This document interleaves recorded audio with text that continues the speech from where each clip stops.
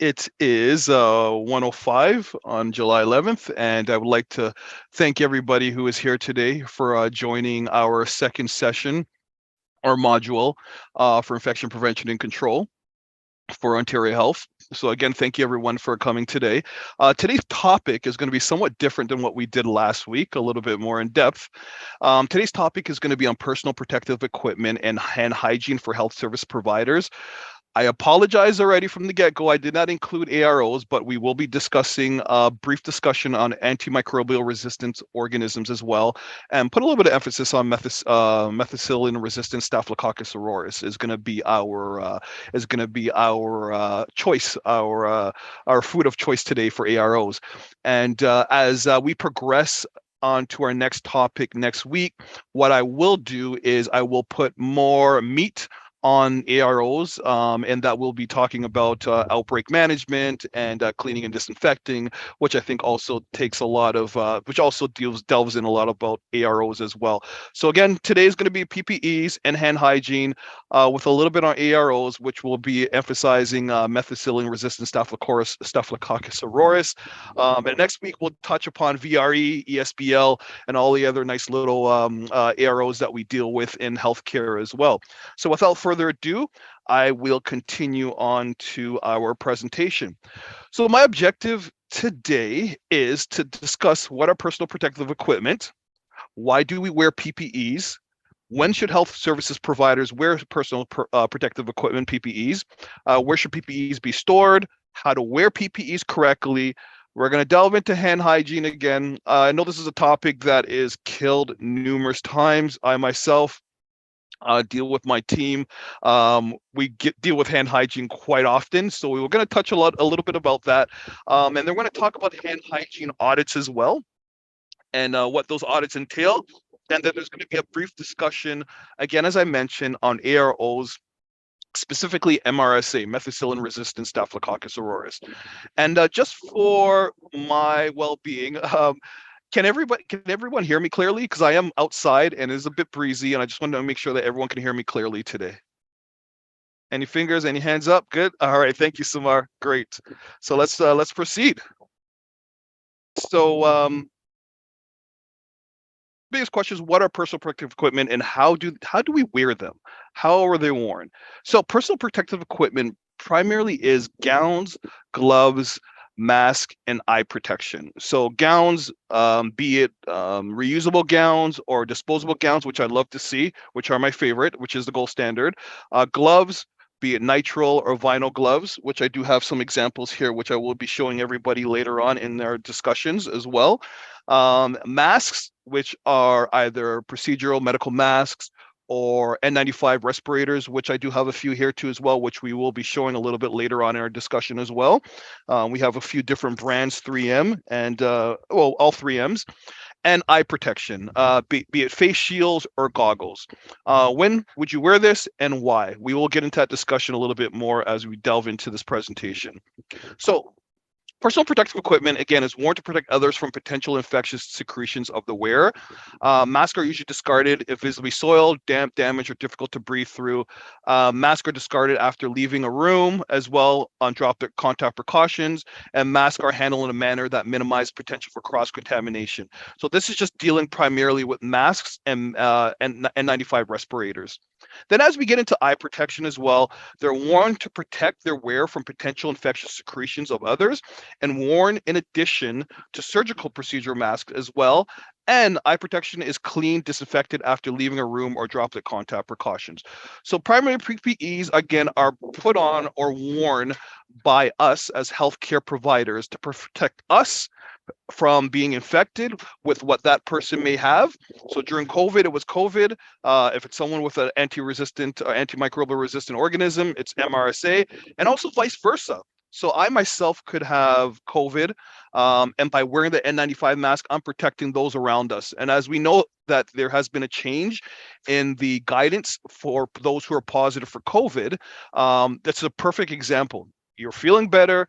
You're still in your period of infectivity, but we're allowing people to return to work as long as they're wearing a properly or well-fitted mask to help those around them from not being infected with what they have as well.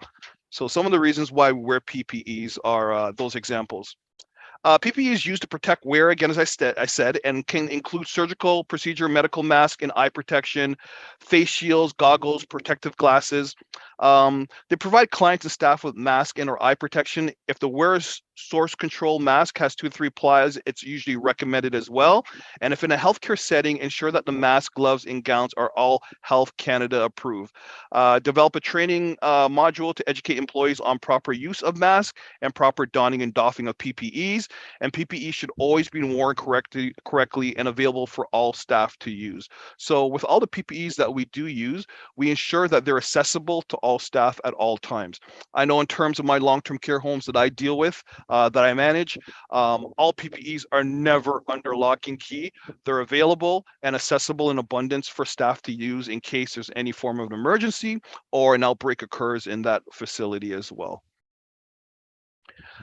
Choice of PPEs is based again on your interaction with your clients. So with PPEs, I always say what I tell my staff or my team, our team, is whenever you're going to do perform in any form of interaction with any client, any patient, any resident, you should always perform a point of care risk assessment. I talked about that last week as well. So what I tell my team to do is before you even think about going into that room or dealing with that client, do some form of personal care, personal care risk assessment to ensure that you are wearing the proper PPE for that interaction with that client. So for instance, if I'm just going to be speaking to the client from the room door, I might not put anything on at all. I might just stand at the room door and say, hey, Jane Smith or Joe, how are you feeling? Are you feeling well? Okay, that's all I need to know. But if I'm now going to be doing something where I'm going to be addressing an issue, interaction with the client, maybe providing some form of direct care to that client, maybe that client has COVID, then I will assess my interaction and determine, okay, this person's probably under droplet contact precautions. I'm going to need a mask, a gown, a glove, and in most cases, also requirement some form of eye protection as well. So that should always be taken in consideration. So the nature of the interaction with your client or patient should be taken in consideration, the likely mode of transmission of infectious agent, and again, as I said, your risk assessment must be done prior to putting on a PPE. Responsibilities of employers is also taken consideration when we're dealing with PPEs. They must always provide appropriate PPEs suitable to the task, provide quick and easy access to those PPEs, and have guidelines on PPE in place at all times for interaction. So again, as I said, if you're going to be doing a person's positive for a respiratory illness, they're under droplet contact precaution, that employer must ensure that the right PPEs are always accessible for healthcare providers. So again, with my team, whenever I'm dealing with long-term care homes and CLSs, what I like to ensure is that we have an abundance of gloves, and that's abundance of vinyl or nitrile gloves, which tend to be more on the expensive side. There's an abundance of N95 masks that are accessible, medical masks, gowns, and as well as face shields or goggles. As an employer as well, they should always evaluate the quality of PPEs and ensure that the right PPEs are accessible, and the quality of that PPE is never is always integral, and that PPE is robust and will survive the interaction between the healthcare provider and that patient, resident, or client in our case as well. Responsibilities of workers when dealing with PPEs. Wear PPEs when required. Report to employer or supervisor if PPE is not available, is not appropriate for the task, or is damaged. So as workers, when we're dealing with interaction or dealing with direct care support, or we're just supporting the client, we have to ensure that the PPEs that we're using aren't damaged and they're appropriate to the task that we're going to be performing as well. So there's always a responsibility, kind of like occupational health and safety. There's a responsibility for the employer and a responsibility for responsibilities for the workers as well. Again, a continuation. Assessing PPEs without contaminating the container or other items is very integral and is a must. So PPEs should be on the floors or in areas where staff can access them, but also access them in a clean manner. So I've been to places where And so accessing PPEs without contamination is a big one. Performing hand hygiene before putting on and after taking off PPEs. Putting on PPEs on immediately prior to each activity that requires it, as determined by your risk assessment, and removing PPEs immediately after the activity or task is done and when soiled or damaged are integral in providing proper supports and also providing protection for you as a healthcare provider or support worker or services worker and the client as well or resident, providing some form of safety and barrier protection between the two. Let's let's talk about gloves. Can you still hear me? All right, good, Yes, we can hear you. good. So with gloves, there are two types of gloves that I like to see quite personally. They're either vinyl or nitrile. Typically, when I'm have other responsibilities, um, they don't like to see nitrile gloves being used regularly unless you're doing a or providing some form of direct care to a client. Nitrile gloves tend to last fairly long and they're very robust and can handle the duties that are usually performed or direct care that's usually being provided to that client by the healthcare provider. So those tend to be my favorite, vinyl and nitrile gloves. So what do gloves do? They protect our hands from contaminated equipment or environmental surfaces. Hepatitis A, Hep B, Hep C is very, very infectious. And when I say infectious, they can live on inanimate surfaces for as long as 72 hours. So maybe you're handling someone who's Hep B positive. Maybe you're a housekeeper. Wearing gloves when performing certain or specific duties relegates or ensures that that healthcare provider is safe. It also protects the hands from infectious agents that may be present in the blood, bodily fluids, non-intact skin, or mucous membranes as well, secretions or excretions. And again, as I said, I like to ensure that all these gloves are accessible based on types and sizes as well. So whenever we're having or we're responsible for providing PPEs to our healthcare providers or our staff, we have to ensure that we have them in different sizes, small, medium, large, and that they fit everybody. Because there's no point in providing small gloves to someone my hand size. My hands are pretty large. I take extra large gloves. It doesn't work. So accessibility in terms of types and sizes is a key indicator as well when providing PPEs to staff. Again, choice of gloves. As I said already, I love my latex, so not my latex, my vinyl and my nitrile gloves. Latex gloves aren't usually recommended because of latex allergies that people tend to have. Oh, copolymer sandwich gloves are definitely a no-no. They are not, they can't handle the strains of our daily duties unless maybe you're a cook and you're inside a kitchen where this is not needed. And powder gloves isn't good because of the powder talcum inside of it. It's been deemed some form of a carcinogenic many years ago. It is not usually recommended or required when using in the healthcare sector as well. So no, no, and no. Gloves are not are for touch. Sorry, gloves are usually not used whenever we're doing social contact. So shaking hands, I don't like to see gloves being worn then. Maybe if you're pushing someone in a wheelchair, it's not required as well, unless maybe that person has some form of an ARO, and the wheelchair was not disinfected prior to use. And then also sometimes in terms of just touch intact skin touch, sometimes there's no requirement for gloves in those situations, but can be worn as well. One of the things with gloves as well is always change your gloves between clients, patients, and residents as well. That's a big one. I myself was hospitalized last year. I don't want to call the name of the hospital. Great hospital. I love it because they always win every year for bedside manners. Great team. But as I was sitting in the ER as an IPAC consultant or IPAC person, I noticed that gloves weren't changed between clients. And that's a big thing. When going between residents, going between clients, it's a must, and especially when doing direct care, that gloves be changed. Always change your gloves when you go from a dirty area or task to a clean area as well, or task on the same client or patient resident. So I'll talk to housekeepers out there when going in when you're coming out of that dirty washroom, because that's usually the last place you'll clean in a room. It's good to make sure those gloves are taken off before proceeding into the other room and cleaning up the clean area and then the dirty area in that room as well. So that's always a big one. Always make sure your hands are dry before putting on gloves. So big one as well. It's great. And I always tell a lot of my, even my team members, prior to putting on your gloves, sanitize your hands, ABHR, alcohol-based hand rub sanitizer, which is great. If your hands aren't visibly soiled, or wash your hands.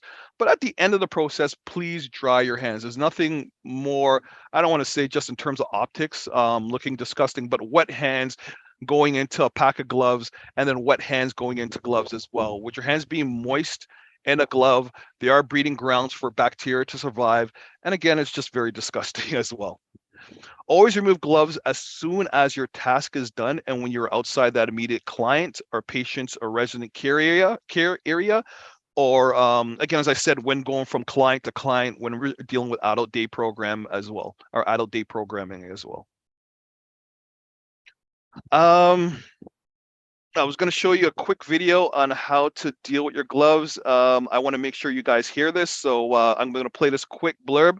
If you have any issues with hearing it, let me know, and within our next video, I'll ensure that you're hearing it, because sometimes there's little issues with Zoom. So let's just see how this works. Share sound. Putting on gloves. Clean your hands for 15 seconds before putting on gloves. Apply product to your hand. Rub your hands together. Rub in between and around your fingers. Rub the back of each hand and fingertips.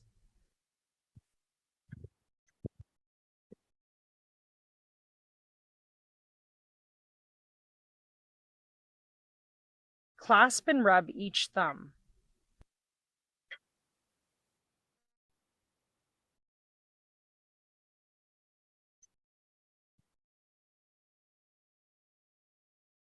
Wear gloves that fit well. Pull the glove on over the fingers of one hand, taking care not to puncture the glove by pulling too hard. Repeat this action with the second glove on the other hand.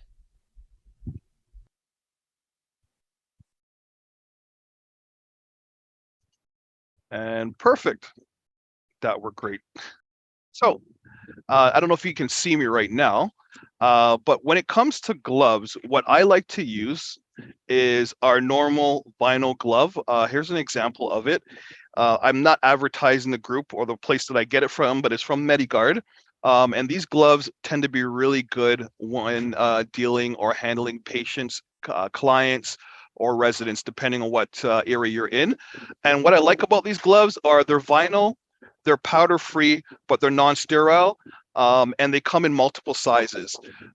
In terms of the cost effective, they're very inexpensive.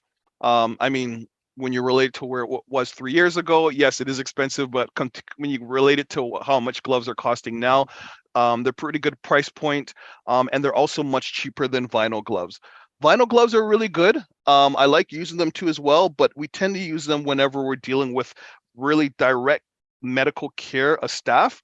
They're usually recommended then, and that's when I tend to use my my medical gloves as well.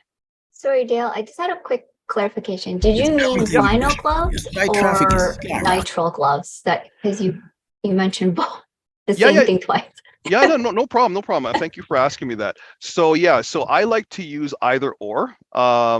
When I'm dealing with staff, so whenever my staff, well, the team are doing direct care, so I mean like changing a indwelling catheter, maybe taking out a feeding tube. Staff like to use the nitrile gloves for that, in that they're stronger than the vinyl gloves. They very rarely do they rip. They're really comfortable, and they suit the purpose. They're very robust. They can take a beating. If staff are going in and they're might not be doing direct care per se, but maybe doing an MP swab, maybe cleaning something in and around the area, for instance, housekeepers, then in that case, what I like to see is I prefer the vinyl gloves being used then, and that there's nothing dire. There's no real risk at all, because you're just cleaning up the area. The gloves will be able to handle the work or the duties itself. And what makes it easier is because it's inexpensive, it goes a long way too as well. So that's one of the reasons I like to use the vinyl glove, and I recommend staff to use vinyl gloves then. Vinyl gloves can be used for direct care as well. I've seen that's done quite often. And even with my team as well, the group that I work with in terms of long-term care homes, they do use the vinyl glove sometimes as well for direct patient care. So if they're taking out an indwelling catheter or taking out feeding, anything of that sort, they will use it. But I find a lot of staff are more comfortable with the nitrile. You can go either way. If you have the money, by all means, nitriles are fine. You can go ahead and use it. If you don't have the money, the vinyl glove is a better price point, and will give you the same type of strength as the nitrile as well for a cheaper price too. I hope I Perfect, answered your thank you. question. You're so welcome. Taking off gloves is the same thing as well. I won't show you the video. Actually, you know what? Maybe I should show you the video because there is a process in taking off the gloves as well. And I was going to show it to you myself, but I think the video might be a good idea. So here's the video on taking off your gloves as well. Remove gloves using a glove-to-glove and skin-to-skin technique. First, grasp the outside edge at the base of the palm. Peel the glove away from the palm towards the fingers, rolling the glove inside out. Carefully slide the ungloved index finger inside the wristband of the glove hand. Gently pull outwards and down towards the fingers. Discard both gloves immediately into the garbage. Clean your hands for 15 seconds after discarding gloves. Perfect. And one thing about gloves I want to say to everybody is they're in abundance. So by all means, if you can, sorry, just bear with me for a quick second. By all means, if you can change them as frequently as possible, that's great. What I hate to see, and I do see it a lot of times, not with us per se, but in a lot of other health sector areas, is the gloves being reused again, going from person to person to person. Please ensure that they're taken off frequently. They're in abundance, and typically in a box like this, like for instance, this is a large box. We have about 150 gloves inside here. That is more than enough gloves to suffice. So again, when moving from client to client, it's highly recommended that you change your gloves frequently as well, and just ensure that those gloves are being discarded appropriately at the end of the day. So those are some of the things I just wanted to mention to the group here as well. So N95 respirators and medical or surgical masks. Can everyone still hear me? So I've been getting this question quite frequently, and it's a great question. Dale, what level of mask do I wear? 1, 2, or 3? I think I discussed this the other day too as well. And one of the things with these masks being level 1, 2, or 3, they are usually tested by I think it's called the American Society for Testing and Materials. So they go through 5 criterias, and I keep on forgetting all of them, but some of them are particulate filtration, flammability. The other one was secretion, ability for splash, ability of absorption of that mask as well. And the other 2 criteria I keep on forgetting. I think it also deals with particulates, but at the end of the day, these masks are between 93 to 98% effective in filtering out any organism that is 1 micron or bigger. And typically with COVID and with a lot of the respiratory viruses that we do deal with in the healthcare sector, these viruses or bacteria are usually between 5 microns and less. So these medical masks, be it level 1, 2, or 3, are perfectly fine to be used in our ADPs or community support services agencies as well. So pretty much what the level classification is based on its ability for absorption or fluid resistance. So level 1 is considered low. It's used with its ability to prevent splash or absorption or absorption. I apologize. Is for venous pressure splash. Level 2 is moderate for arterial pressure splash. And then level 3 is considered a high velocity procedure or orthopedic surgery mask that can be worn. So that's what these levels are meant for. A lot of times for what we use our mask for, level 1 is perfectly fine. No one's really doing any direct care, especially if we're in community support services or ADP. There's no reason for us to have any form of venous pressure splash on our mask at all. So level 1s are perfectly fine. And then going up to level 2 or level 3 are just as good as well. This, again, as I stated in this slide, this just means that ASTM rating is appropriate for COVID-19. So between 1 and 3, they're all appropriate for COVID-19, and the level is mostly around splash protection. So again, I'm repeating myself, 1 to 3 is perfectly fine for medical masks to be worn or to be used in our sector as well. A mask protects the nose and mouth from splash or spray, from blood, bodily fluids, secretions or excretions, droplets from coughing or sneezing, from clients, patients, or residents. Is to be used when within 2 meters of a coughing client with symptoms of an acute respiratory illness. So we all know that the mask mandate has been revoked, and as of June 30th, it's just optional, or it's just recommended that we wear our medical mask when entering a healthcare facility. It is not required at all anymore. But at the end of the day, they do help protect us from other infectious disease or respiratory illnesses or respiratory viruses as well.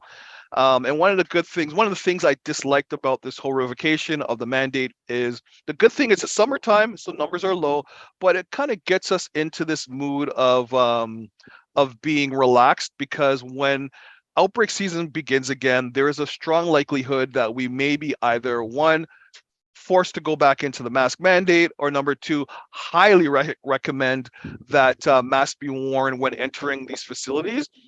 The only problem is everyone's going to be used to not wearing the masks, and it's going to be a little bit of a push again.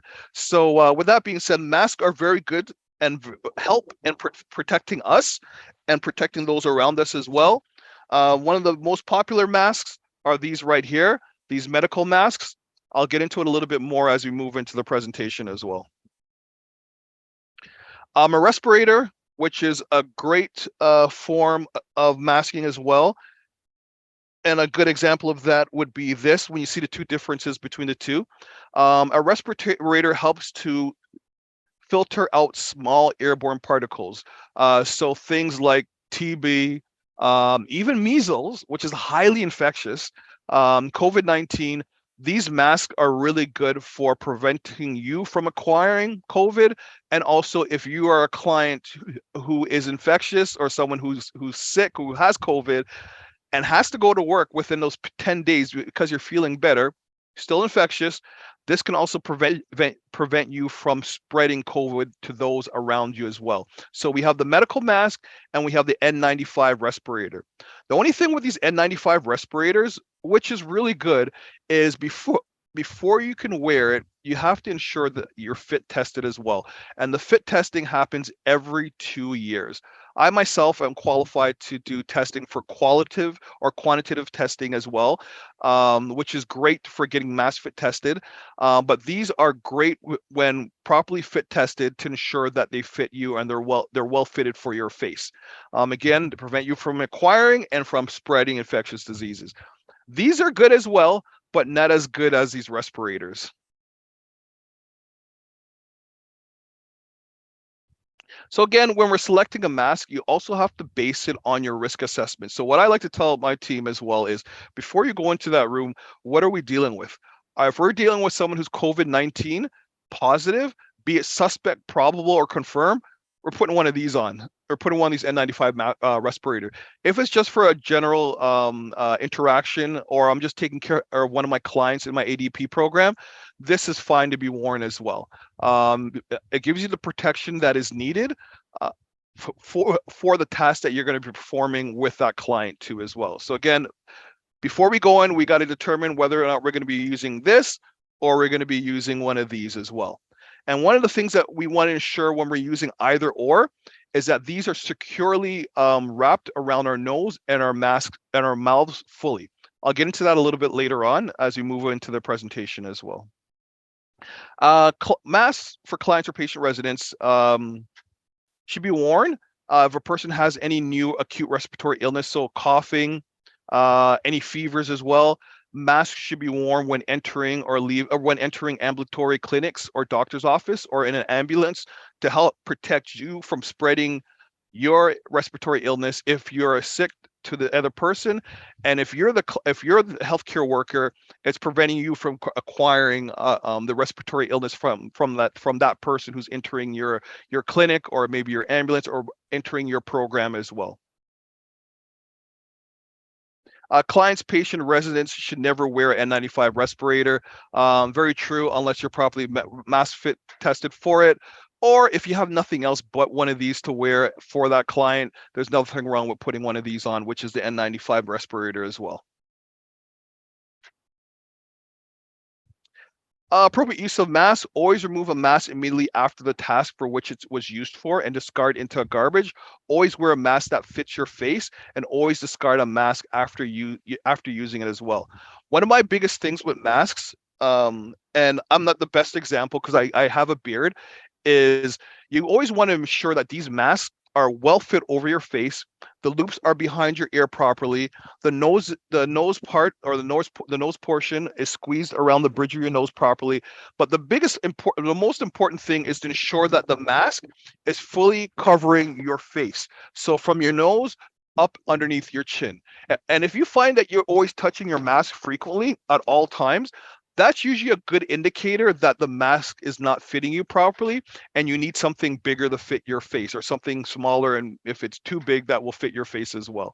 So always ensure that these masks are fitting your face properly for them to be used properly, and to also help to protect yourself and the clients around you. Don't leave your mask underneath your chin. Don't keep on touching it every single second.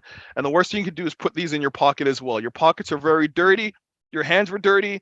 We don't know what was on your hands when your hands went in your pocket. You can now be contaminating this mask with COVID or any other respiratory illness as well. So that's one of the things you want to ensure that you don't do at all when you have your masks. And again, just reinforcing what I just said, we always want to ensure that these masks are properly put around our faces and worn properly. What I like to tell a lot of people, ensure that these loops aren't crossed, because when they're crossed, what tends to happen is you get a lot of bulging at the edge of the mask, which deems it unsatisfactory in terms of the way you're wearing it, and little to no protection. Wearing the mask below your chin is not going to do anything. Wearing the mask around your mouth but underneath your nose isn't going to do anything either. And as I said, ensuring that the mask is fully covering your face is what you want to ensure at all times. And again, those of you out there, I don't know if there's any men out there like myself who have beards, it becomes a bit of an issue. So you have to ensure that you're wearing either a bigger mask, or in some cases, which I've done in the past and I have no choice, especially if I'm running it into a place that's in an outbreak, shaving your beard to ensure that mask will fit over your face comfortably and properly to help protect yourself as a healthcare provider as well. So those are some of the things that we have to take in consideration when putting on masks at all time. And again, I'm going to show you a little video just now, but just going through this quickly, ensuring that you're washing your hands or ABHR prior to putting your mask. Another thing that's really interesting, which I see here, which I didn't talk about, is ensuring that the blue side is out. The reason for that is the material inside here, which is white, has already been assessed or classified based on the ASTM classification in terms of absorption. So you want to ensure that this part is inside your mouth because it's absorbing a lot of that moisture when you're breathing and as you're talking. If you're wearing it the other way around, it's not correct. I've had in many cases, and I've talked about it before, I've gone to places where they said, oh, it's based on this thing right here where where the air loops are attached, and if it's inside, it has to be worn inside. That is not true. You have to ensure that the blue part is on the outside and this white part's inside, and a reason for that is based on the absorption classification for it. Right. So I'm going to show you a video, everybody, and just to put it out there, in a couple of minutes, we're going to take a bit of a break too as well, because today is going to be a little bit jammed in terms of information compared to last week, Tuesday. We'll probably take a break in 10 minutes, but I'm going to show you a proper video on how to properly put on your mask and to take off your mask as well.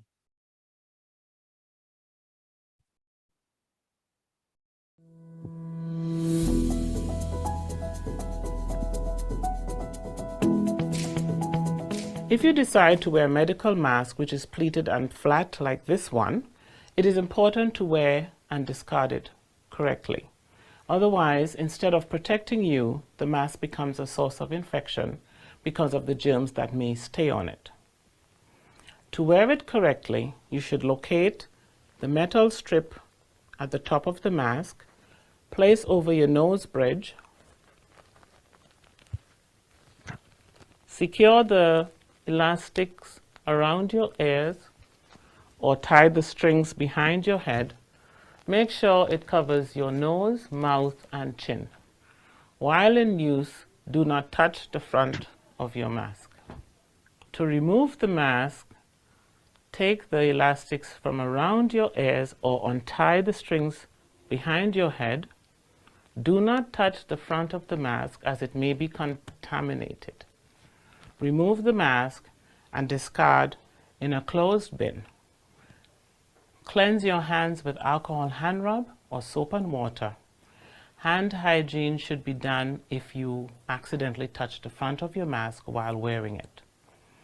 If your mask becomes damp or humid, replace it with a new dry mask.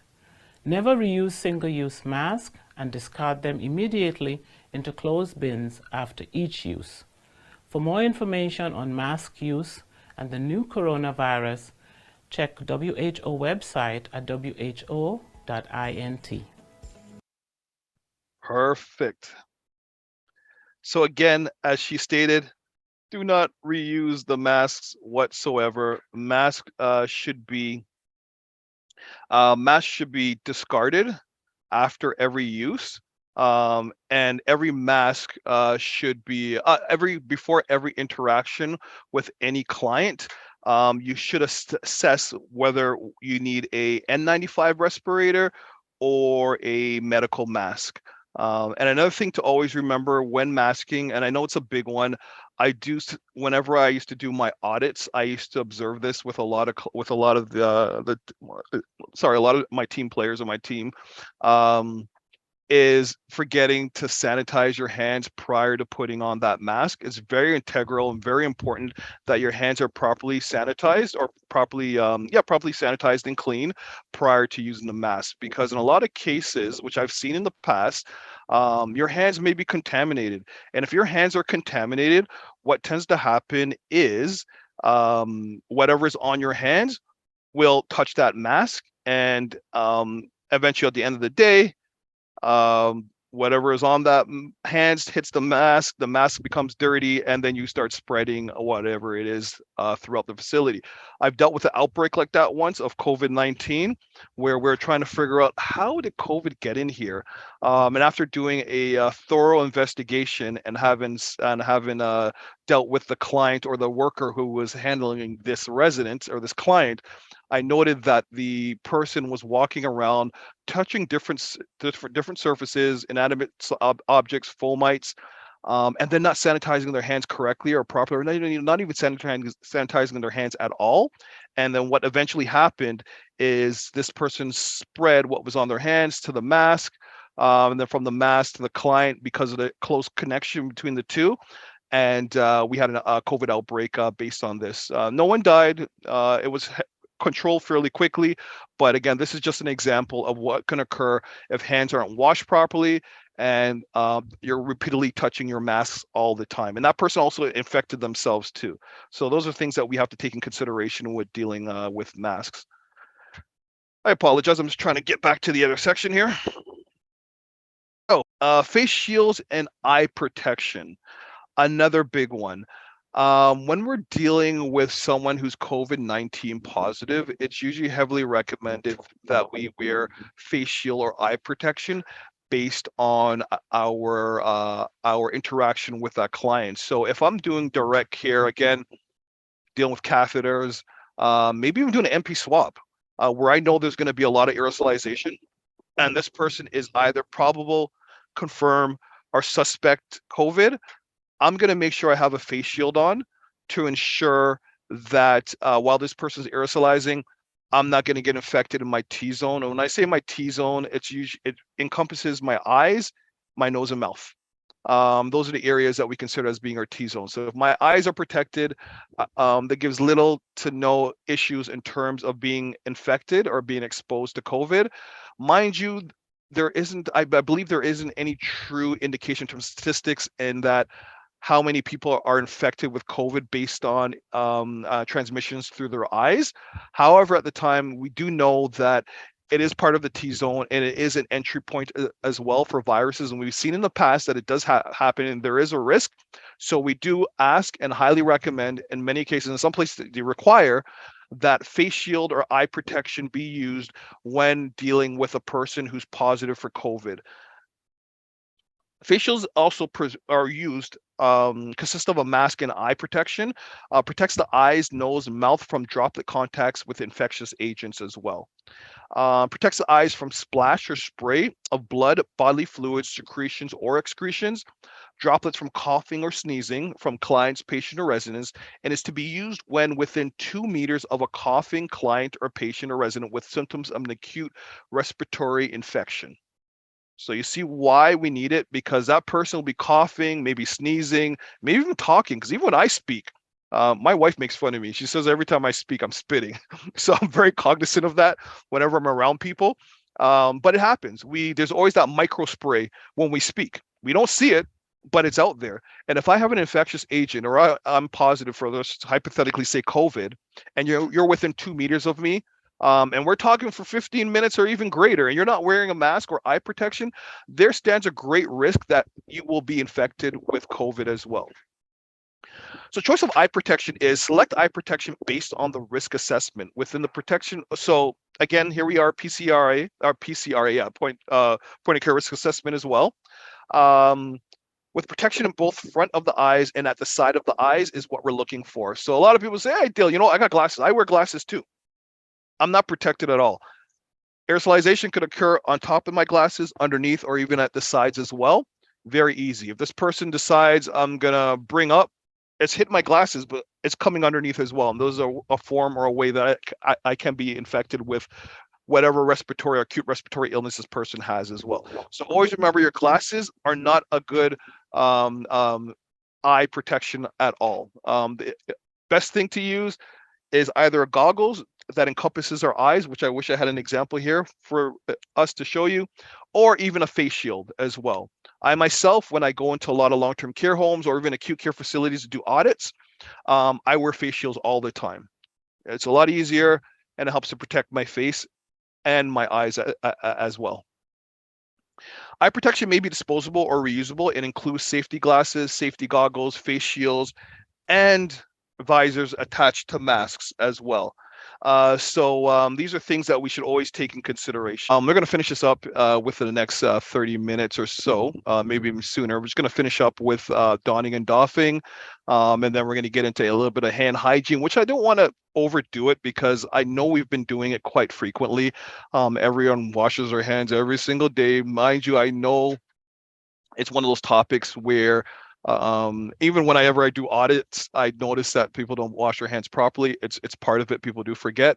I always tell a lot whenever I get into discussions and we're talking about hand hygiene. I'm like, you know what? People forget. As a pilot, I know everyone knows that I used to fly airplanes. What used to make it so safe in aviation is that they tell you that everyone makes a mistake. We're here to look at each other and to ensure that we're doing things properly. And a little bit of good criticism, constructive criticism goes a long way, and that's why things are safe. So I know we make mistakes, we forget. It's good that we go through it again just quickly so we remember how to wash our hands properly. So I'm going to talk about that. Then we're going to talk a little bit briefly on AROs and MRSA. I'm not going to go through the full screen per se because I'm going to talk a little bit more about it Next week, I'm going to get into the dregs or get into the guts of handling MRSA, VRE, ESBL clients who have AROs and cleaning and disinfecting and how to handle them as well next week. So we're just going to touch upon that really briefly. But again, I'm probably going to be about 30 minutes or so, if so long. Without further ado, let me just continue. So as I left off in terms of eye protection, always put disposable eye protection in a garbage after use. So if it's disposable, get rid of it, because more than likely, if it's disposable and you reuse it, which we've had issues with during the pandemic, mind you, we're still going through the pandemic, is visibility. So if it's meant to be thrown out, throw it out. If it's one of those situations where, hey, Dill, you know what, we don't have a lot of them, that's perfectly fine. Clean and disinfect it and put it in a safe, accessible, and clean area where there's little risk of being cross-contaminated or contaminate other people's items as well. So that's a big one with eye protection. Always clean and disinfect usable eye protection before the next person. Always perform hand hygiene before removing eye protection as well. Always remove your eye protection immediately after the task for which it is used and discard into the garbage bag or garbage, or place in an appropriate receptacle for cleaning and disinfecting. That's a big one. When I'm going to show you donning and doffing, what I like to do is I add an extra step of cleaning or ABHRing your hand, sanitizing your hand. We'll talk about it as we move further into the presentation for donning and doffing. But again, big one, always perform hand hygiene before removing your eye protection. The reason for that, you want your hands dirty. And next thing, here we are grabbing our eye protection, which is close to our T-zone again. Your hands are close to your face. So that's one of the reasons you have to always ensure your hands are sanitized prior to removing any form of eye protection. Do not wear prescription eyeglasses in place of eye protection. We talked about that. Do not touch your eye protection while wearing it. These things tend to be dirty. Your eye protection tends to be dirty because now if we're doing direct patient care or we're handling a client in an ADP program who could be spewing or talking. Remember, we talked about micro spray. Those glasses, those goggles, that face shield is dirty. It is dirty. Whatever that person has, it's on it. So we have to ensure that we're not touching it all the time, because if we're touching it all the time, we better be sanitizing our hands frequently as well. Do not disinfect or reprocess disposable eye protection.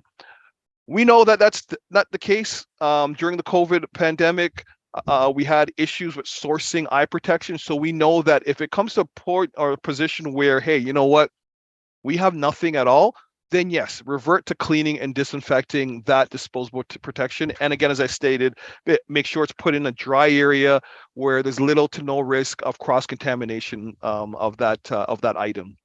And do not put the eye protection on top of your head when not in use. Don't wear it on your head. Again, your head could be dirty. That piece of eye protection could be dirty as well. Now you've just infected yourself, and now you're going from client to client or patient or resident to resident, where you stand the risk of exposing those people as well. So always ensure the eye protection is not kept on top of your head as well.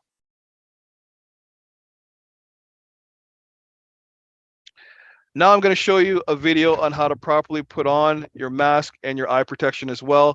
Again, I apologize. For some reason, every time I'm trying to get out of these videos, I'm getting issues. So I will try my best to make this as easy as possible. But just sit back and enjoy this quick video.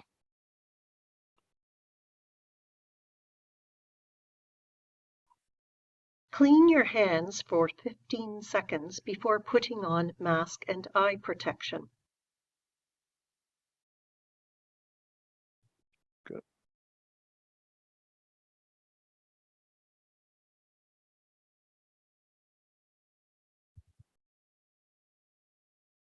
Choose a mask of correct size and fit.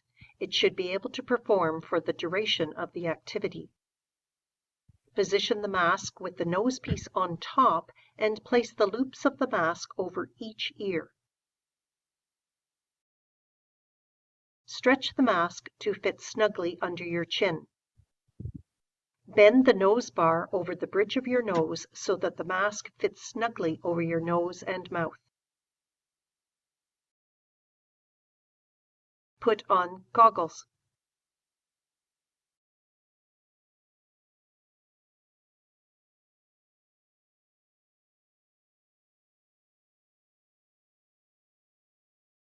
Perfect.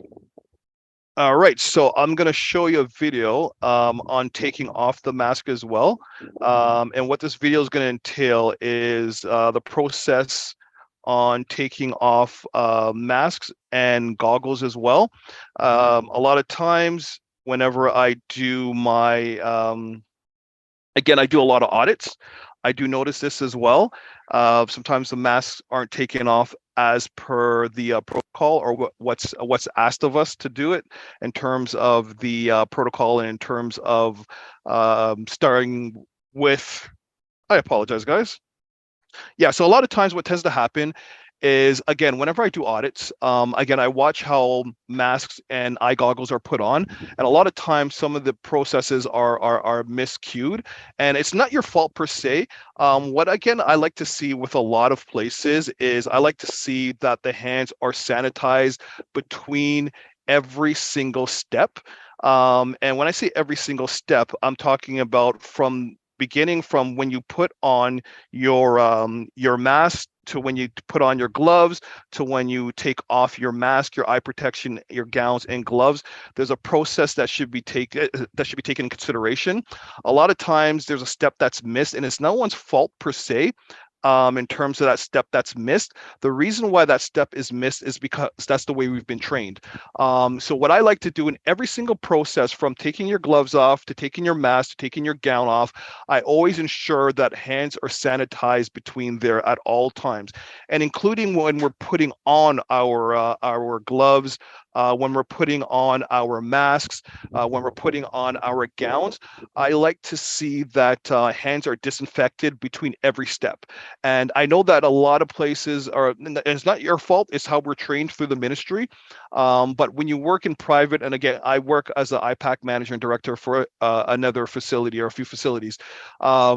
What we tend to do is ensure that hands are washed at every single stage, because you do not want to be touching anything on your body or close to your face without your hands being sanitized as well. So with that being said, we're going to touch upon gowns, and then from gowns, I'm going to wrap everything together in terms of donning and doffing, how to properly don, how to properly doff, where to don, and where to doff as well. So with gowns, we do have different types of gowns. We have disposable gowns, and we have ones like this here, which are reusable gowns. And again, it all depends on what sector you're in. It depends on what sector you're in. It depends on what we're going to recommend for you. I find in hospices, they tend to use a lot of reusable gowns, which is perfectly fine as long as these gowns are cleaned and disinfected regularly as well. I see a lot of places will use one gown or a set of gowns for one client or one patient, which is perfectly fine. But for the most part, majority of places out there, what they tend to do is use single-use gowns, which makes life so much easier. So as soon as you come out of that room, or as soon as you're getting ready to come out of that room and you're going to doff, that gown gets discarded at all times. So again, choice of gown must be appropriate to the task based on the risk assessment, can be reusable or disposable, must be long sleeved with cuffs, must offer full coverage of the body from neck to mid thigh or below as well. Gowns, again, should not be used all over the place. I hate seeing hospital workers wearing gowns outside of their rooms. They should not be used to stay warm, and they should not be used to hang things up on either. Our gowns are used to protect us and prevent us from acquiring an infection or a virus that person that we're providing direct care to has. And then also vice versa, if you're going from room to room to room, in some cases, if you're not wearing a gown and you're going to a room where a person is under additional precautions, we don't know what's on our uniforms as well. So putting that gown as well also is in a form protecting that client from acquiring what is on our work uniform if we have not been if we've been providing care to other people prior to this person. So donning and doffing personal protective equipment. So we're going to wrap all this in together, and then we're going to get into hand hygiene, AROs, and we are done for today. So again, I'm going to show you a quick video on how to don. And one of the things I want to mention to everybody is when you're donning, we don outside of the room or outside in a safe area that's clean. And then when we doff, we try to doff in an area that's dirty. So if you're a congregate living setting, long-term care home, retirement home, or even acute care facility, you're doffing inside that room. Or even in the anteroom as well, depending if there's a negative pressure room. If you are a home and community care, I do deal with them with another corporation. All depends on their policy and procedures. I've had places say we doff inside the person's home at their front door prior to leaving, or we'll doff outside because we do not want to leave our dirty gowns, mask, or gloves in that client's living space as well. So we do it outside. We put it in a garbage bag, a biohazard bag, and we throw the biohazard bag in an area that's safe and in some safe receptacle. That's perfectly fine as well. So it all depends on what healthcare sector that you're in. We are to don in a clean area, doff in the dirty area, or find an area that's suitable based on the situation that you're in as well. So I'm going to show you a quick video. Again, bear with me as we come out of this. I'm just having issues going between the videos as well. Putting on full PPE. Perform hand hygiene for 15 seconds. Apply product to your hand. Rub your hands together. Rub in between and around your fingers. Rub the back of each hand and fingertips.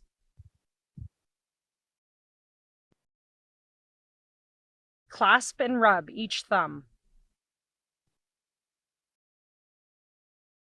Put on gown.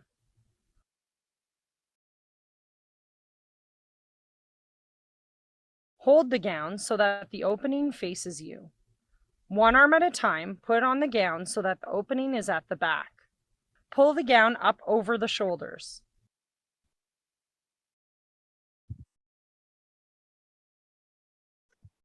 Tie the neck and waist strings so that the gown overlaps.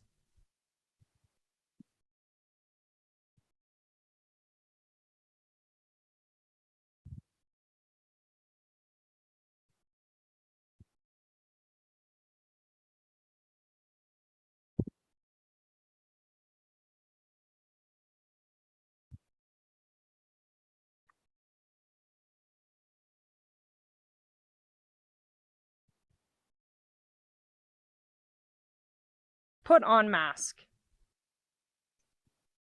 Position the mask with the nose piece on top and place the loops of the mask over each ear. Stretch the mask to fit under your chin. Bend the nose bar over the bridge of your nose so that the mask fits over your nose and mouth. Put on gloves. Wear gloves that fit well. Pull the glove on over the fingers of one hand, taking care not to puncture the glove by pulling it too hard. Pull the cuff of the glove over the cuff of the gown sleeve so that it fits snugly.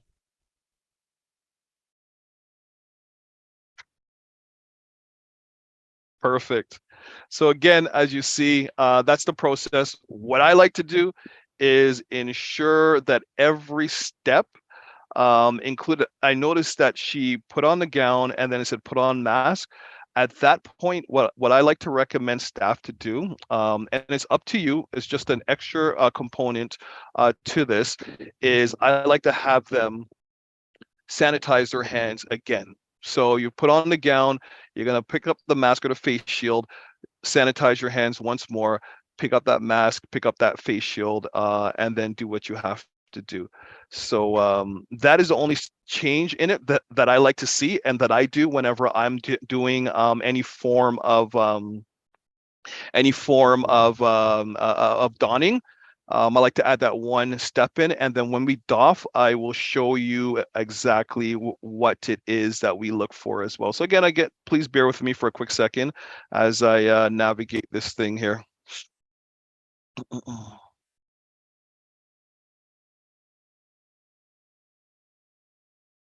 So this next one that I'm going to show you is doffing, how to properly doff. So how do we take off our PPEs? Again, as I said, you have many options. Typically, doffing is done in the room or the client's area or the client's space. But again, based on where you are, if you're home and community care, you may doff at a different section. Some places, as I stated, may come out of that person's room and doff. They may try to doff in the room that the client's in, or they may doff outside of the client's home as well, which I've seen in the past. Again, we do not want to be moving too far with dirty equipment on because we stand the risk of cross-contaminating other areas. So the best option is try to doff in that room where that person is, and then move out to the area and clean with your clean garments or your sanitized hands as well. If there's any other issues or you guys think, hey, do we do something different?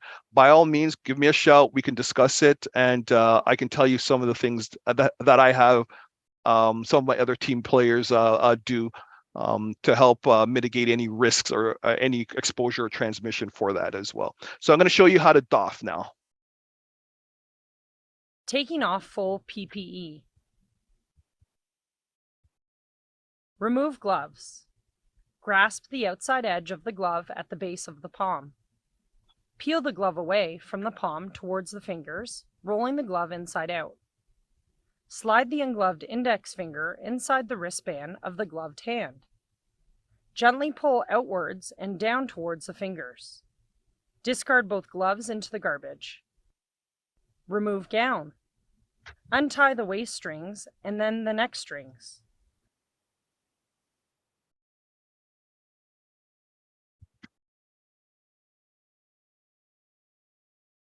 Grasp the neck strings and use them to bring the gown forward and off the shoulders.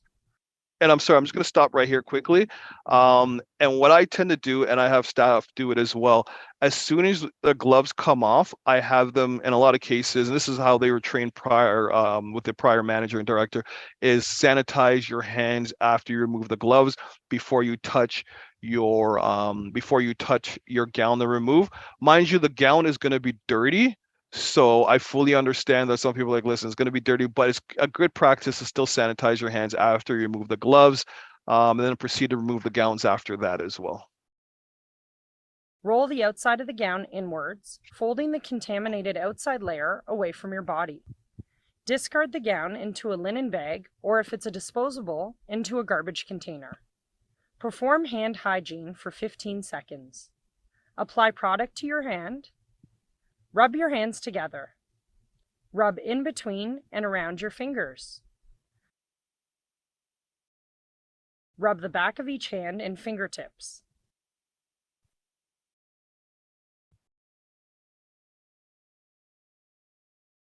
Clasp and rub each thumb. It is important to clean your hands after removing gown and gloves to make sure that infectious agents are removed before you touch your face. Remove mask. Remove the mask by carefully pulling the loops of the mask forward and away from your face. Avoid touching the outside. Discard in the garbage container. Perform hand hygiene for 15 seconds. It is important to clean your hands after removing facial protection because they are considered to be contaminated. Yep, and there you have it. So again, as I stated, I like to ensure that that process is done with hands being sanitized. I like to ensure that everyone's hands are sanitized prior to taking off the gown as well. It doesn't have to be, everyone doesn't have to do it at all, but it is something that we recommend our team to do. And it's worked. It's worked many a times. We've never had any issues. We've never had any pushback. It's just good practice to do that as well. So just bear with me for a quick second as I try to figure out how to get to the next slide because my computer's giving me problems moving on to the other slides. But is there any other questions out there? So, all right, why do we wear personal protective equipment? We've gone through this already. It's just a refresher again, is to prevent transmission of infectious agents from patient to patient to healthcare provider to patient, and healthcare provider to healthcare provider. It is used alone or in combinations as well. All right, in any event, so again, personal protective equipment, patient to patient to healthcare provider, and vice versa as well. We also have to understand that the whole reason is to break that chain of infection from characteristics of the organism in terms of portal of entry, reservoir, portal exit, mode of transmission, and characteristics of host. It helps to break that chain. And what I really like about PPEs, and I love this diagram, is perfect example. It's like layering all the protection. So we have cleaning our hands, we got masking, we have physical distancing, we got ventilation, we got staying at home, and vaccination. So once we put up all these layers, it's like Swiss cheese. As it gets to the end, little chance or little propensity or little risk of transmission or exposures at the end of the day. So by cleaning our hands properly, by wearing our mask properly, by trying to physical distance ourselves, by having proper ventilation systems put into play, by staying at home when you're ill, and also vaccination, you really reduce the risk. And we're not just talking about COVID-19 here, we're talking about everything infectious disease. So we're talking about influenza A, we're talking about influenza B, we're talking about, it could be measles or tuberculosis as well. This helps to prevent and lower the transmission and exposure risks of these viruses and diseases as well. So those are some of the reasons why we wear PPEs to help protect us and also help protect those that we're providing care to as well. And as you can see, I just did this as a visual. In terms of the hierarchy of controls, PPEs are considered at the bottom in terms of the pinnacle. And when we're talking about PPEs, we're saying mask, respirator, gowns, gloves, eye protection. We know administrative controls change the process. So that's dealing with physical distancing, patient flow, vaccination programs, and then engineering controls would be ventilation, cleaning, and disinfecting. Substitution would be replace the hazard, and to eliminate the remove the hazard completely, which is possible, is the biggest control measure that can be implemented. But PPEs again are at the bottom, and they do directly help us to protect ourselves and protect the clients that we serve as well. Again, when PPE should be worn, we talked about this already. Whenever we're dealing with anyone in terms of additional precautions. So contact precautions would be gloves and gowns, and that's contact with bodily fluids, a rash, anything of that sort.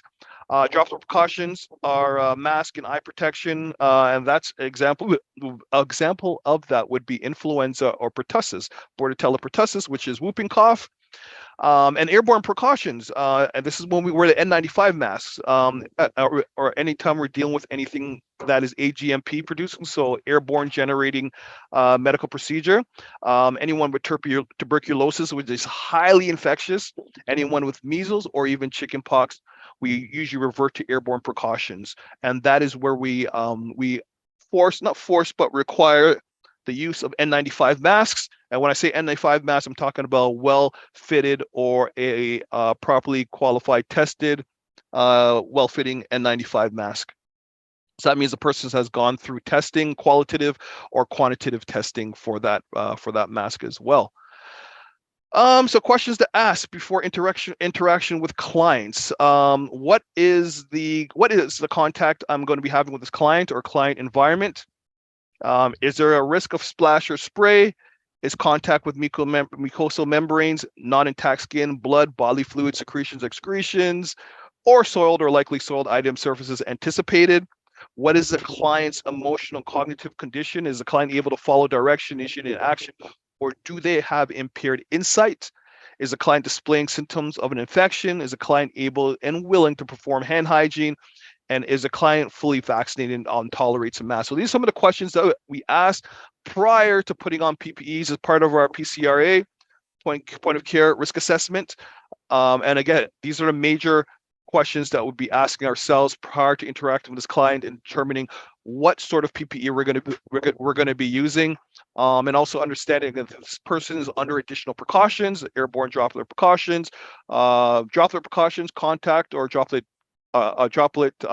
precautions. There are certain PPEs that we're going to be wearing based on those interactions with that client. So again, contact would be germs spread through direct contact between individuals, person to person or directly. Droplet is germs. Example of that would be COVID. So germs travel 2 meters within coughing distance, and airborne is tiny germs dispersed widely by air currents. Airborne viruses tend to be highly infectious. Example of that, again, as I mentioned early on, would be measles or even tuberculosis as well. And then in terms of what type of protections to be worn, We've gone through that already, and we kind of know what we should be wearing to protect ourselves in those cases. And where should PPEs be stored? All right, very quickly, I always use this as an example. This is one of our ADPs in North Simcoe, Muskoka. I was so impressed because even the facilities that I help manage, we're not disorganized at all. You go in our PPE room, it's sometimes it could be a disarray when things are busy in outbreak season, but this is where PPE should be stored. A nice, cleanly, easily accessible, easily readable room where we know we can pick up our masks and the type of mask we'll get, either being medical mask or N95 mask, where we can pick up our gowns, be it disposable or reusable. So just an example of where to store our products and store our PPEs when it comes time to storaging our items as well. Just a visual. And again, multiple layers of prevention helps us protect ourselves from acquiring, and not just about COVID-19. We're talking about any acute respiratory illness out there that I mentioned already: influenza A, influenza B, RSV, rhinovirus, HMPV, and as well as COVID-19, being that was the one that we've been dealing with over the last little while. Hand hygiene. Again, I'm not going to go through this too much. We've talked about hand hygiene numerous times in many different other modules and sessions that we've done. Just a quick overview. Again, single most effective way to stop and spread the spread of diseases and infectious diseases. We're dealing with liquid soap and water. Should be used when hands are visibly soiled. We're going to use alcohol-based hand rub sanitizers when hands are not visibly soiled. Hand hygiene should be performed for at least 15 seconds. To prevent dryness, use a scent-free moisturizer after performing hand hygiene. A lot of the products we do use have moisturizers inside of it, which is really good. What I want to say about this is ABHR, 70 to 90% isopropyl alcohol should be used, or 70 to 90%. I know it could go down to 60 if you're outside of healthcare sector. But typically we want it to be 70, 90% because you need a little bit of that water to get into the organism to kill it, and kind of the alcohol piggybacks, which is a great, in terms of science, it's a great way of killing viruses and bacteria as well, which works. So again, 70, 90% has to be approved as well. And again, as I stated, we like to see things that are Health Canada approved prior to being used as well. Common microbes that we see with these things are, again, E. coli. So a reason why we wash our hands, and it's very ubiquitous in healthcare sector, is we deal with E. coli, we deal with salmonella, which is another one, Staphylococcus aureus, Streptococcus pyogenes. These are some of the organisms that we deal with. These things are found in the environment. And the reason why they're found in the environment because they're ubiquitous. They're all over. People tend to have it on their hands. It's just part of our natural flora on our skin as well. Staphylococcus aureus, Streptococcus pyogenes sometimes as well. So the reason why we wash our hands is to keep these things off our hands, being that they're transient as well. They're always part of our natural flora in our bodies and on our hands. And if a person who's immunocompromised, who may have a cut, an incision, and these organisms get into those cuts and incisions, we have a problem. Good hand washing can prevent diseases such as shigellosis, something that we tend to deal with in public health. Shigella, we call it Shigella. We got E. coli as well. 015H7 is the one that we have issues with, which is enterotoxigenic E. coli, which is really severe. Streptococcus or streptococcal organisms as well, influenza, and the common cold too as well, such as rhinovirus. So washing our hands prevents all these things. And the 4 moments of hand hygiene as well: before initial client environment contact, before aseptic clean procedures are done, after bodily fluid exposure risk, and after client environment contact as well. And again, as I said, I'm not going to get into it too much in terms of how to wash your hands. We've done it numerous times. We know that we are to touch the taps with, turn on the tap, ensure the water is warm, keep our hands and rub vigorously between your fingers, between 15, even 20 seconds. I've heard people say the ABC, sing a happy birthday. It all depends on what you like to do, ensuring that you're mechanically washed washing your hands around your wrists, in between your fingers as well, ensuring the water's warm, washing everything off your hand, and then ensuring and making it mandatory that you're not touching that dirty tap with your clean hand. You're using a paper towel to turn it off, throwing it in the garbage, and maybe even using another piece of paper towel or something else to open the door as well. So these are some of the processes that we do in terms of how to wash our hands. I'm not going to show you the presentation as well. Again, as I said, we've gone through this many a times, and I know everyone has an understanding of how to wash their hands and how to properly sanitize their hands with ABHRs as well. When it comes to doing audits, I'm not going to get into this too much. I may delve into it a little bit more next week, and probably even going to supply audits to everybody, some form of audits that you can use. Prior in my past and other past experiences, we use something called Surge to do our audits, which calculated everything perfectly. The purpose for the audits is to identify gaps in knowledge and improve practices of performing hand hygiene. And we provide it to anyone who enters the session rooms, example, staff members and visitors, and uses PPEs as part of their duties. This excludes clients. How do we do it? Review an individual's practice and provide constructive on-the-spot feedback that aims to build upon skills and knowledge. And when we conduct audits on a routine interval. So facilities that I help manage or that I manage, what I like to do is I have staff, we call them RCAs or PSWs or infection prevention and control associates, that are regularly out in the units doing audits continuously. I mean, about 60 to 70 audits a day. And typically you like to see your audits, your hand hygiene compliance being roughly 90% and above. I have some places 95% and above, which is really good. A lot of times when you do see that, hey, you know what, we're running into outbreaks. I'm seeing a lot of people are off all the time, but I got a 95% compliance rate with my hand hygiene audit. Maybe I might be doing something wrong. A lot of times, if you're telling someone, hey, I'm going to be doing or performing a hand hygiene audit on you, they know it from A to Z. No problems, no issues.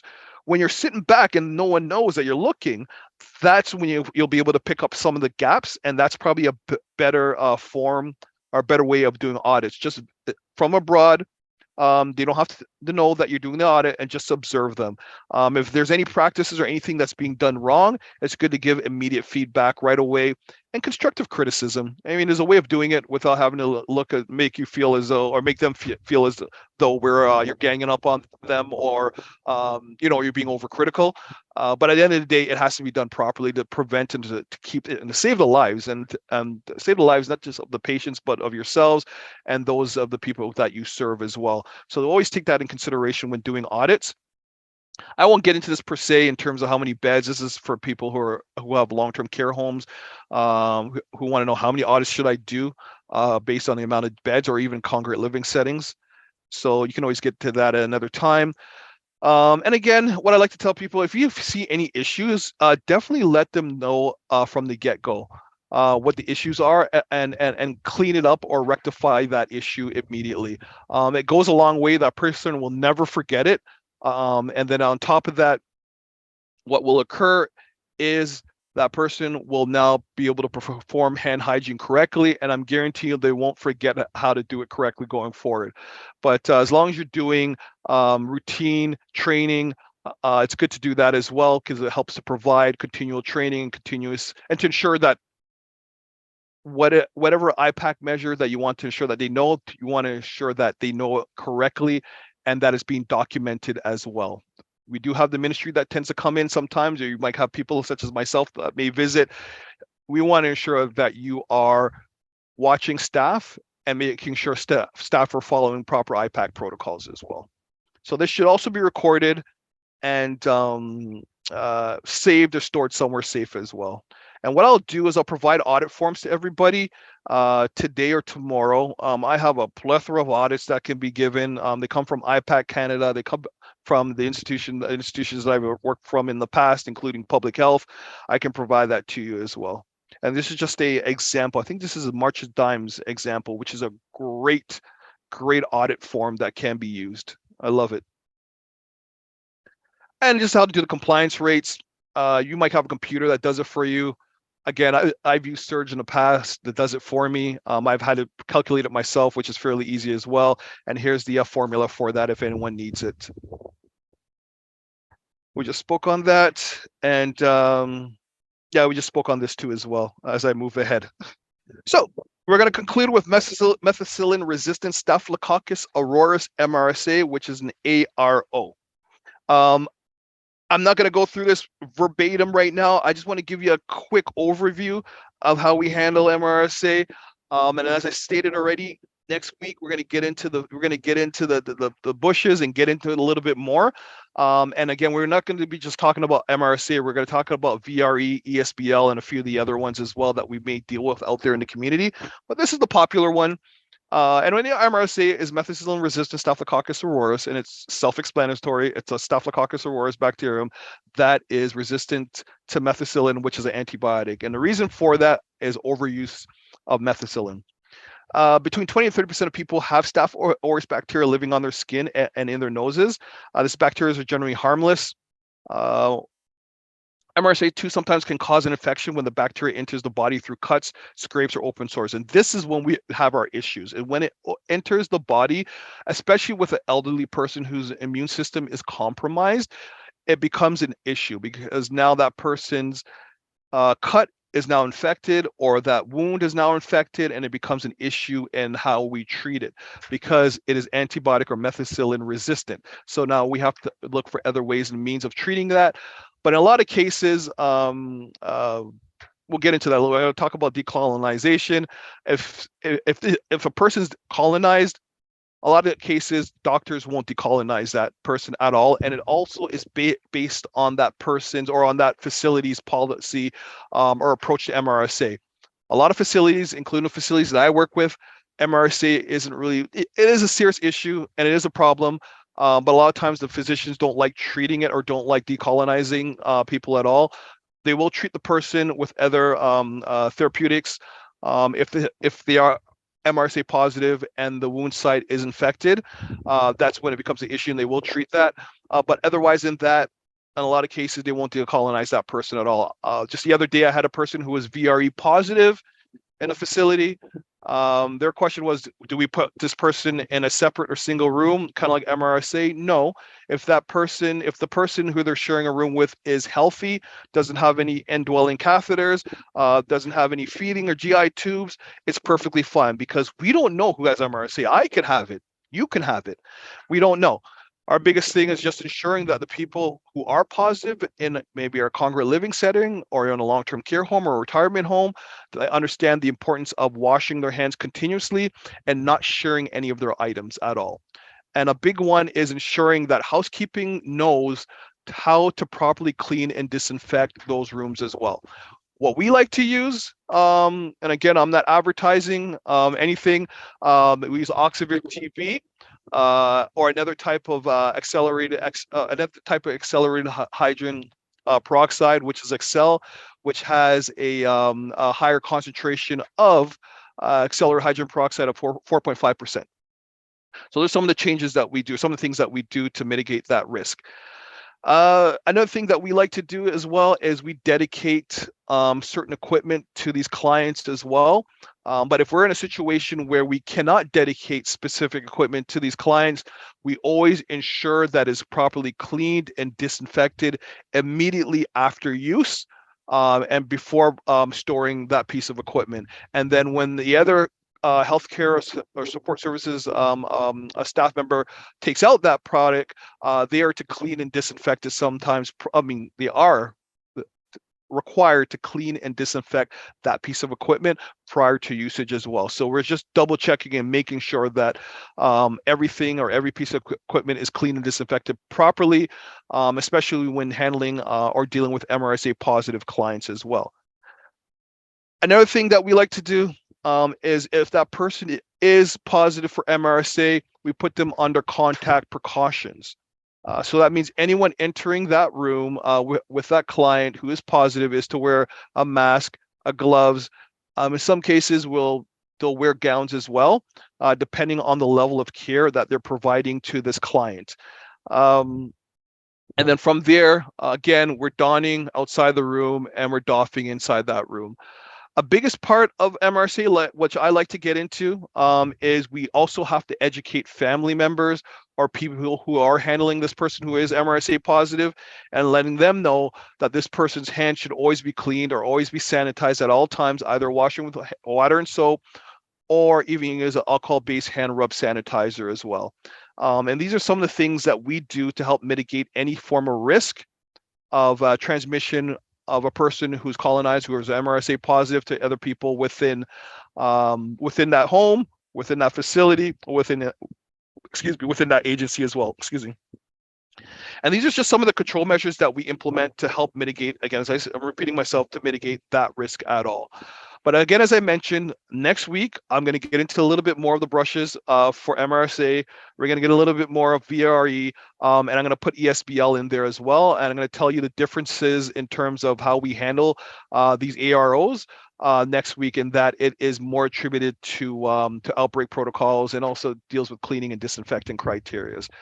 But on that note, guys, thank you so much.